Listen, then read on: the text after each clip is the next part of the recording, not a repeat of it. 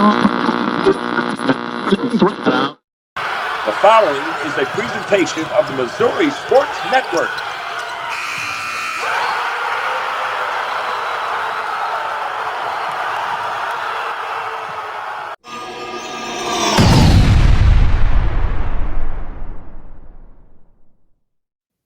Hello again, everybody, and welcome to High School Game Day here on the Missouri Sports Network, MissouriSportsNetwork.com, where everyone has a home field advantage, presented by Chevrolet, the Missouri State Highway Patrol, Doak Propane, and the Bank of Billings. We go north once again to Mid-Buchanan High School, home of the Dragons and home of head football coach Aaron Fritz. Coach Fritz, thanks so much for your time today.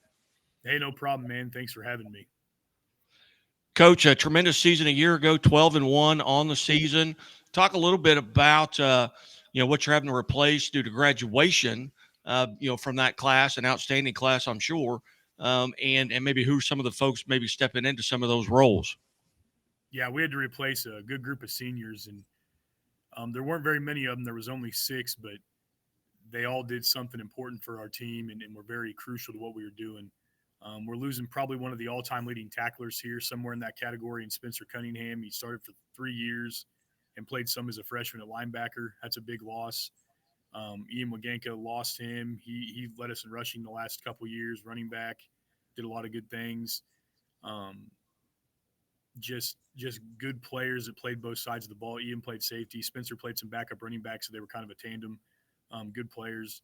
A big loss that people won't notice because the stats don't necessarily show it, but Xander Brown played tight end for us for the last 2 years. Really smart, made us write a lot. Played O-line before that, so we had that background. It was a big deal for us, but he set the edge really well in our defense and played our outside linebacker. And you can never replace kids and try to get somebody else to do exactly what somebody else did. And we're seeing that right now because we've tried to manipulate what we're doing to fit what kids we have now. Because guys like Xander Brown, you just can't replace with somebody else. So, like I said, 6 good seniors, good kids. Holden Sumner, Gabe Sprake, Will Archer all played O-line, played defense. Holden was an all-state offensive lineman last year.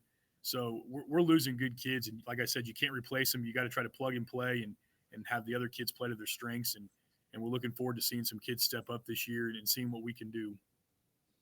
What was the summer like? You get pretty good. Competition over the summer. What did you guys get to do over the summer? Summer's been good, man. We've got 42 out right now. That's how many helmets we've given out. It's 42. I was just doing numbers today, and we had 28 kids make it 85% or more of the time, and we went 32 days of weights. So that's a big deal for us. That's a pretty good number. Then if you get in 70s, like 38 of our 42 were here like 70% of the time. So it's good numbers, and the kids show up every day. In June, we do 7-on-7 and lift, and that's it. We don't compete in anything else. We just do that. And then in July, we got together with like St. Joe Central, St. Joe Benton, Polo, West Platte, South Harrison. We get together with a bunch of different teams at different camps and things and do stuff, and it was very productive. And what I liked best is we didn't just go in there and dominate. We had to compete. We saw some really good players, really good teams, and it makes you better when you go out and compete against people in the summer. Yeah, as you look at, even last year you had a tremendous season, 12-1. Did your schedule at all change going into this year from compared to last year? So Plattsburgh had been playing 8-man. They ran off to 8-man a couple years ago and kind of left us high and dry in the conference. So we got Kip in 23. We played them week 9, and then last year we added Centralia, Kansas. But Plattsburgh has to come back, and so we have to put them back on the conference schedule. So we are actually not playing Midway to open the season this year. We slid Plattsburgh into week 1 so we could keep playing Centralia, Kansas, because that's a really good program out there and really good for us to keep playing them. So this year it'll be Plattsburgh week 1, and then next year we'll have to find a new week 1, and Plattsburgh will slide into that week 3 slot where Centralia, Kansas is at right now. But that's the only difference to our schedule this season. We still play Lexington and then obviously the rest of the KCI. You guys kick it off for real on Monday, the 11th. Between the 11th and the 22nd, what are your goals right there going into? Obviously stay healthy, but your goals kind of going into that jamboree on the 22nd. It's funny you said stay healthy because last year we went into week 1 and we were missing 2 of our senior players and another guy that was just coming back. It was his second day back. So staying healthy is a big one. We had a stretch of practice last year a couple days after we talked, where we had 3 guys go down with non-contact injuries.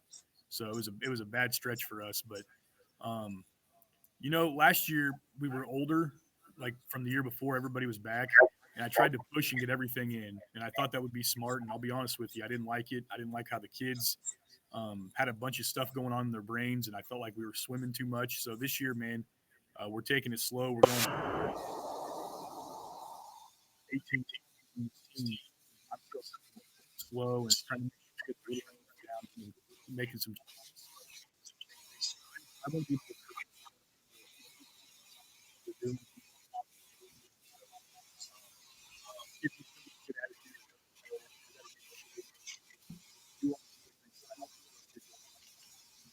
Yeah.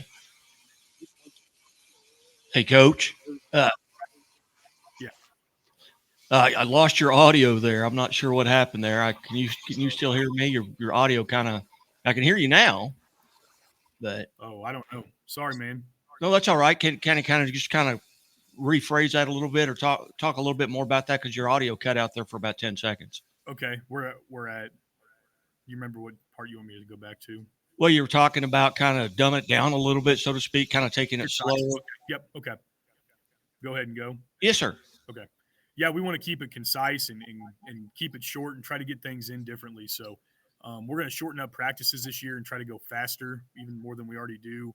Try to get that little stuff in and just try to get ready, because we play week 1 on Thursday this year. We open up on that Thursday night instead of the Friday like everybody else. So we're a practice shorter. So we got to get all this stuff in and be confident and do it. So we're going to try to cut back and have less and make sure we're good at the little stuff we want to be good at to get ready for that first game. Do you feel like going in, and I know that the districts have not come out yet, but do you feel like you're going to be about where you were last year with the same amount of teams? I mean, it's funny listening to all these rumors of so-and-so's coming down, so-and-so's going up or whatever. So I assume we'll be in the same spot. We're kind of weird over here. We're probably the most Western team up here in Northwest Missouri in our class. So I could see us being thrown south. I could see us being thrown north or east or wherever. Like we're just kind of in our own over here. So it kind of depends on if a West Platte comes to Class 2 or a Cameron comes down to Class 2 and what that does to shake things up. So we'll just go where they tell us to and see what happens.